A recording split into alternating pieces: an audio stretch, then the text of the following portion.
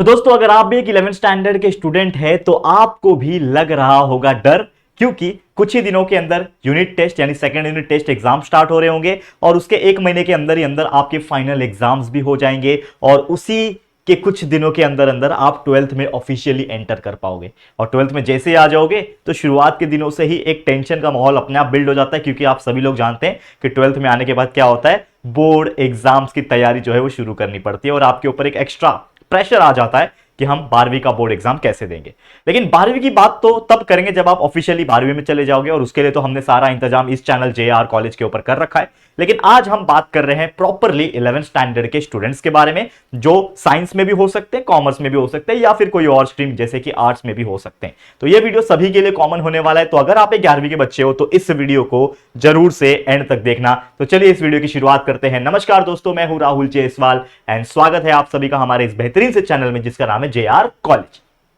ठीक है, चलो तो सबसे पहले आज का जो वीडियो है, टाइटल अगर आपने देख ही लिया होगा तो ऑब्वियसली आप समझ पा रहे कि इस वीडियो में हम एक स्ट्रैटेजी की बात करेंगे, कि ऐसे रोड मैप के बारे में बात करेंगे कि आने वाला जो समय आपके लिए बचा है 11th स्टैंडर्ड की पॉइंट ऑफ व्यू, उसको आप किस तरीके से प्रिपेयर कर सकते हो। तो बहुत सारे इंपॉर्टेंट पॉइंट्स है, एक एक करके डिस्कस करेंगे। लेकिन उसके पहले अगेन जैसा कि मैंने बोल रहा हूं कि वीडियो स्ट्रैटेजी वीडियो होने वाला है दोनों साइंस एंड कॉमर्स के लिए, और हमारे चैनल के ऊपर कंटिन्यूअस पूरे चैप्टर्स, अगर हम 11th स्टैंडर्ड की बात करें, साइंस की बात करें, कॉमर्स स्ट्रीम की बात करें, हर एक सब्जेक्ट को हम प्रॉपर तरीके से पढ़ा के हमने हर वीडियो को अपलोड करके रखा हुआ है। ठीक है, तो 11th में ही अगर आप एक बुनियाद रखोगे, एक फाउंडेशन जिसको हम बोल सॉरी फाउंडेशन जिसको हम बोलते हैं, उसको आप मजबूत कर लोगे तो डेफिनेटली उस चीज को आप अचीव कर पाओगे जिसका सपना आप 12th स्टैंडर्ड में देख रहे हो। साथ ही में कुछ और हेल्प के लिए आप हमें फॉलो कर सकते हो इंस्टाग्राम पे, क्योंकि वहां पे अपडेट्स वगैरह आपको मिल जाते हैं। हमारा एप्लीकेशन है जेआर ट्यूटोरियल नाम का, उसको आप जरूर से डाउनलोड करके इंस्टॉल करके जरूर से देख सकते हो। बहुत सारे कंटेंट्स हम आने वाले दिनों में डालने वाले हैं। और जैसे आप 11th से 12th में जाओगे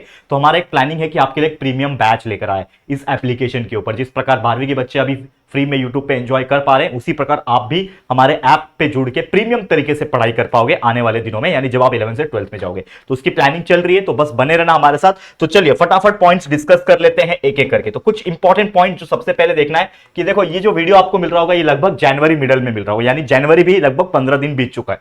अब आपके पास बहुत कम समय वैसे भी बचा है, तो 15 दिन जो है वो बीत चुका है जनवरी का। तो यानी कि अब कहीं ना कहीं आपका सेकेंड यूनिट टेस्ट जो है वो शुरू होने वाला होगा। तो सबसे पहले तो यार ये कमेंट करके आप बता सकते हो कि सेकेंड यूनिट टेस्ट कब है, या फिर स्टार्ट हो गए हैं, होने वाले हैं, और होने वाले तो कौन सा डेट है आपका सेकेंड यूनिट टेस्ट का। उसके हिसाब से हम बहुत सारे और चीजें आपको देने वाले हैं। तो फटाफट से कमेंट करके बता दो। अब मिड टर्म एग्जाम्स तो बहुत पहले आपके हो चुके थे, लगभग दिवाली के आसपास ही हो चुके थे। लेकिन फिर भी मैं आपसे पूछना चाहता हूं कि आपके मिड टर्म एग्जाम्स में आपके रिजल्ट कैसे आए थे। क्योंकि अगर आपने मिड टर्म एग्जाम्स में मान लो अगर आपने 60% स्कोर किया था, 70% स्कोर किया था, तो उससे हम कैसे अपग्रेड कर सकते हैं, उससे कम से कम 10% कैसे अपग्रेड कर सकते हैं, उसके बारे में हम डिस्कस करेंगे। तो वो जो भी होगा वो कमेंट करके बता सकते हैं। और हमेशा मैं बोलूंगा, don't take your 11th standard lightly. हल्के में तो बिल्कुल नहीं लेना है, क्योंकि आप 11th स्टैंडर्ड को अगर आप हल्के में ले लोगे तो कहीं ना कहीं दिक्कत का सामना करना पड़ता है। क्योंकि 11th एक ऐसा चीज है जिसका कंसेप्ट अगर आप स्ट्रॉन्ग कर लोगे तो 12वीं में बहुत सारे ऐसे चैप्टर्स की जब शुरुआत होती है जिसका लिंक होता है 11th स्टैंडर्ड से, जिसका कंसेप्ट होता है 11th स्टैंडर्ड में।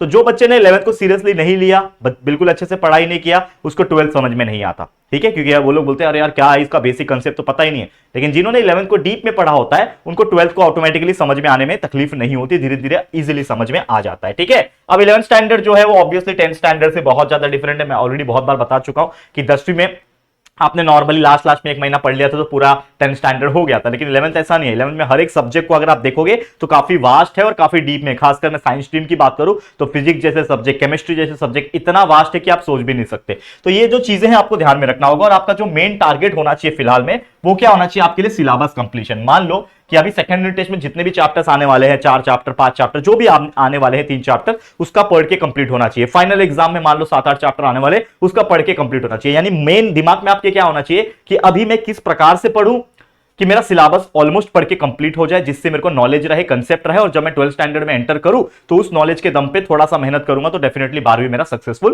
हो सकता है। तो ये आपको मेहनत करना पड़ेगा। तो आपको उसके लिए क्या करना पड़ेगा, मेन थिंग क्या है आपके लिए, आपको देना पड़ेगा कमिटमेंट, और अपने आप पे और हम पे, हमारे इस चैनल जेआर कॉलेज के ऊपर ट्रस्ट करना पड़ेगा, भरोसा करना पड़ेगा। क्योंकि हमने इस चैनल के ऊपर अगर आप देखोगे 11th का जल्दी बहुत सारे कंटेंट्स आपको चीजें आपको यूट्यूब पे भी आप ढूंढोगे तो जल्दी नहीं मिलता, लेकिन हमने जब से यूट्यूब चैनल चालू किया है जेआर कॉलेज पे, जब से हम आए हैं, हम फुल फ्लेज तरीके से 11th स्टैंडर्ड को भी पढ़ा रहे हैं। और आप देख सकते हो 11th physics, chemistry, maths, biology, commerce की बात करो बीके, एसपी, ओसीएम और इकोनॉमिक्स, ये चारों जो मेन सब्जेक्ट्स है साइंस स्ट्रीम के भी और कॉमर्स स्ट्रीम के भी, हर एक सब्जेक्ट का डिटेल हर एक चैप्टर का वीडियो हमने बना रखा है। मतलब अगर आप देखोगे एक एक चैप्टर्स के साथ साथ 6 लेक्चर वीडियोस अवेलेबल है। अगर आप वो चैप्टर्स के लेक्चर वीडियोस, अगर आप हमारे वीडियोस को 1.5 की स्पीड पे लगा लो, 2x की स्पीड पे लगा लो, लेकिन अगर आप एक दिन में ऐसे कम से कम 4 से 5 वीडियो भी देखोगे तो एक एक चैप्टर आप एक दिन में पढ़ के कंप्लीट कर सकते हो, ये मैं गारंटी के साथ बोल सकता हूं, क्योंकि कंसेप्ट इतना हम ज्यादा स्ट्रांग दे रहे हैं। खासकर बीके जैसे सब्जेक्ट, कॉमर्स की अगर मैं बात करूं,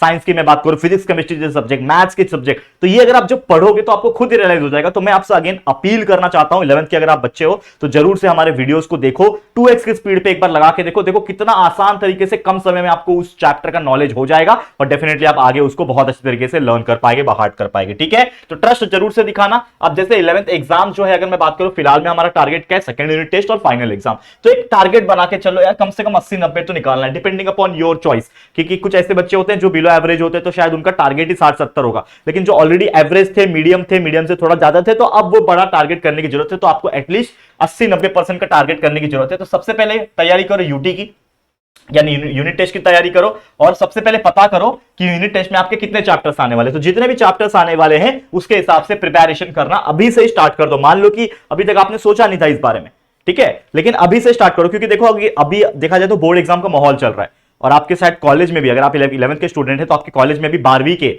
जो स्टूडेंट्स होंगे उनके ओरल, प्रैक्टिकल, वाइवा और प्रीलिम्स एग्जाम वगैरह चल रहे होंगे। उसके वजह से शायद आपको हाफ डे वगैरह भी शायद मिल रहा होगा, हाफ डे हो रहा होगा, वैकेशन हो रहा होगा, छुट्टी हो रहा होगा, लेकिन कुछ ही दिनों के अंदर आपके भी जो फाइनल एग्जाम, माफ करना, सेकंड यूनिट टेस्ट एग्जाम है वो स्टार्ट हो रहे होंगे। तो आपको कहीं ना कहीं उस चीज के ऊपर फोकस करना है कि 12वीं तो अपनी जगह है, 12वीं वाले तो अच्छे से पढ़ रहे हैं, लेकिन 11वीं के जो स्टूडेंट्स है, आप लोग जो स्टूडेंट है, आपको भी हार नहीं माननी और मेहनत करते रहना है। उसके लिए हमारे इस चैनल के ऊपर सारे कंटेंट हमने डाल रखे हैं जो आपको हेल्प करेगा अच्छे कंसेप्चुअल नॉलेज को गेन करने के लिए।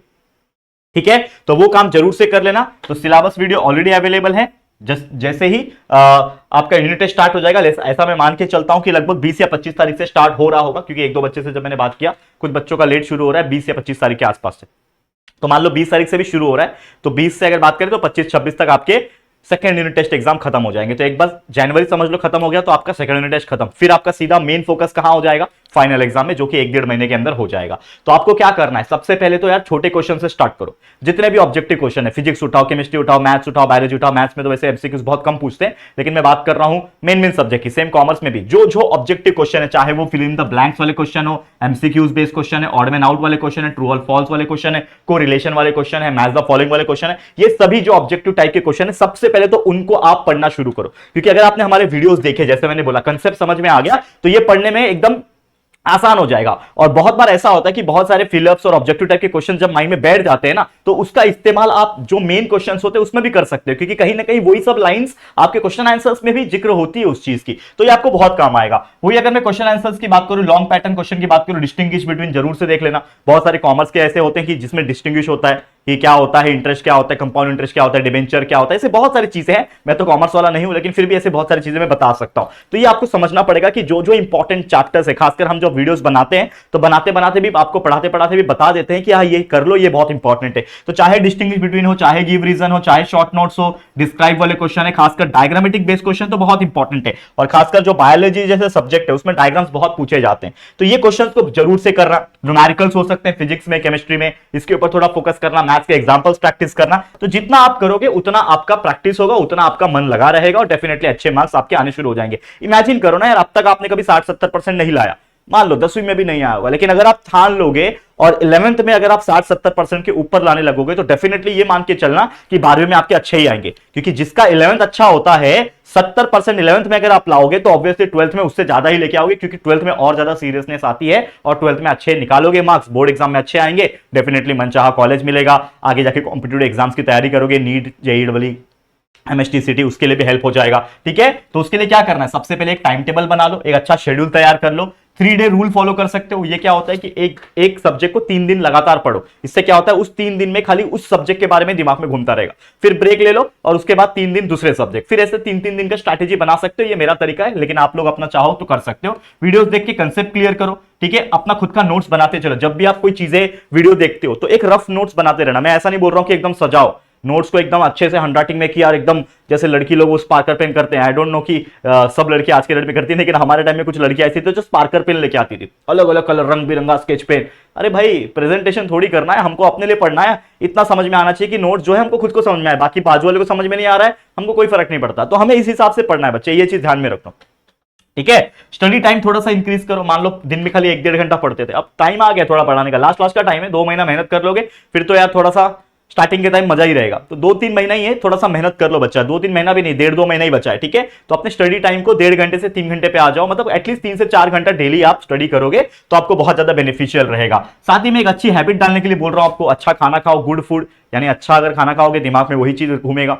अगर कुछ भी जंक फूड खा रहे हो तो देखो तबियत खराब होने के चांसेस रहेंगे, उससे आपका पेपर बिगड़ सकता है, पढ़ नहीं पाओगे। तो अच्छा खाना खाओ, अच्छा रेस्ट लो, अच्छा स्लीप लो, ये चीजें बहुत जरूरी है करना। ठीक है, इसके साथ ही में और एक इंपॉर्टेंट चीज जो मैं आपको बताना चाहता हूं, देखो अब जैसे कि 11th का फाइनल एग्जाम्स स्टार्ट होने वाला है, क्योंकि अभी मैंने क्या बोला कि जनवरी एंडिंग तक समझ लो सबका सेकंड यूनिट टेस्ट जो है निपट जाएगा। अब सेकंड यूनिट टेस्ट कैसा भी चला जाए, लेकिन आपका रोड मैप में क्या होना चाहिए, आपके माइंड में क्या होना चाहिए, क्योंकि देखो हम रोड मैप की बात कर रहे हैं तो हमारा फाइनल विजन जो है वो हमारा फाइनल एग्जाम है, जो लास्ट सेमेस्टर एग्जाम है, सेकंड सेमेस्टर बोल लो, फाइनल एग्जाम है। तो वो मान लो 25 जनवरी के आसपास से आपका एक शेड्यूल शुरू होगा और 15 मार्च तक शायद जाएगा, क्योंकि होपफुली 11th स्टैंडर्ड का मैंने देखा है कि 15 मार्च के आसपास तक, जैसे 10th का बोर्ड एग्जाम खत्म होता है उसी दौरान 11th का भी फाइनल एग्जाम शुरू हो जाते हैं और विद इन 5-7 डेज खत्म हो जाते हैं। मतलब आज भी अगर देखा जाए तो 40 से 45 दिन आपको मिलता है फिर भी, मतलब after the second unit test exam.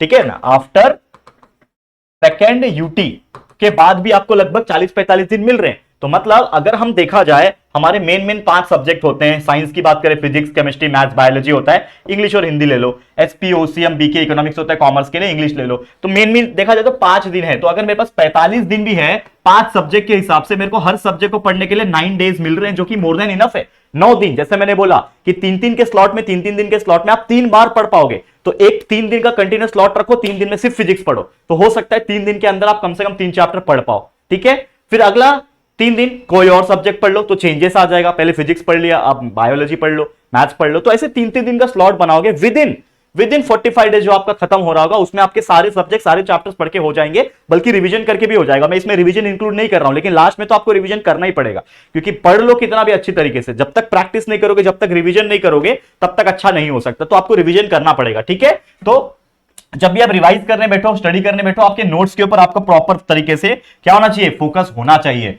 Video जब भी देखो, नोट्स बनाओ, उसका कॉम्बो स्टडी कर लो। जैसे मैंने बोला कि नोट्स को सजाओ मत, प्रेजेंटेशन नहीं हो रहा है कि आपको प्रेजेंटेशन में फर्स्ट रैंक मिल जाएगा, वो कुछ नहीं करना। ग्रुप स्टडी आप कर सकते हो। जब मैं 11th स्टैंडर्ड में था, मैं 6-7 लोग का ग्रुप था मेरा, हमेशा जो पढ़ते रहते थे, और 6-7 में से भी एक और ग्रुप था 3 लोग का।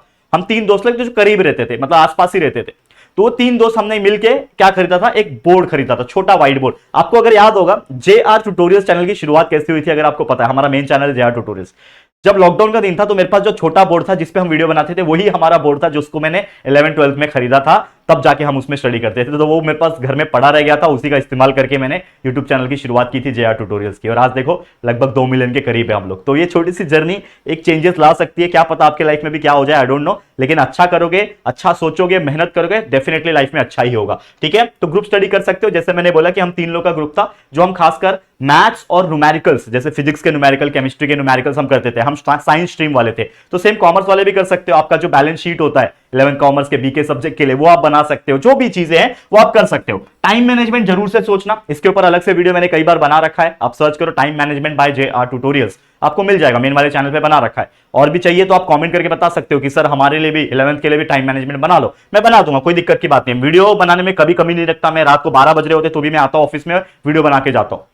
ये मेरा तरीका है। तो अगर आप उस चीज के लिए सपोर्ट करोगे तो definitely I am gonna make the videos की तो लाइन लगा दूंगा, लेकिन आप डिमांड तो करो कि सर ये चाहिए, मैं डेफिनेटली उसके ऊपर मेहनत करूंगा। ठीक है, बस आपका प्यार देना चाहिए, क्योंकि ऐसा ना हो कि मैं रात दिन एक करके आपके लिए वीडियोस बना रहा हूं और आप लोग 50 व्यू दे रहे हो, 40 व्यू दे रहे हो, तो ये इससे मोटिवेशन ऑब्वियसली डाउन हो जाएगा, क्योंकि हम भी इंसान है बच्चे। लेकिन अगर आप शेयर करोगे, हमारे वीडियोस को सपोर्ट करोगे, प्यार दोगे, हमारे कुछ ऐसे 50-100 लोग भी अगर मुझे दिखेंगे कि हाँ यार ये जेन्युइन लोग हैं, यार ये पढ़ना चाहते हैं, ये शेयर करते हैं, वीडियोस को लाइक करते हैं, तो ऑटोमेटिकली एनर्जी आता है, काम करने का मन करता है, तो डेफिनेटली आपके लिए काम किया जाएगा। ठीक है, आप अपना प्रायोरिटी बनाओ, स्कूल को, मार्क्स को, अपने कॉम्पिटिटिव एग्जाम्स को प्रायोरिटी बनाओ। इसके अलावा और कोई चीज काम नहीं आती दुनिया में। घूमना फिरना लाइफ में बहुत सारे लगा रहेगा। ठीक है, आप आज देखोगे तो कहीं ना कहीं बहुत सारे ऐसे लोग हैं जो रात दिन एक करके मेहनत करते हैं फिर एक ब्रेक लेते हैं। तो वैसा आप भी करो कि आपका जो मेन प्रायोरिटी, मेन गोल क्या है फिलहाल में, 11th अच्छे से करना, 12th को फाड़ना, कॉम्पिटिटिव एग्जाम्स में अच्छा करना और अच्छे कॉलेज में पहुंच जाना। एक बार अच्छे कॉलेज में पहुंच जाओगे फिर तो यार थोड़ा सा मजे रहेंगे ही, थोड़ा घूम सकते हो, मस्ती कर सकते हो, जो करना है कर सकते हो। ठीक है, एक और सजेशन देता हूं, क्वेश्चन पेपर का प्रैक्टिस करो, प्रीवियस ईयर क्वेश्चन पेपर उठाओ,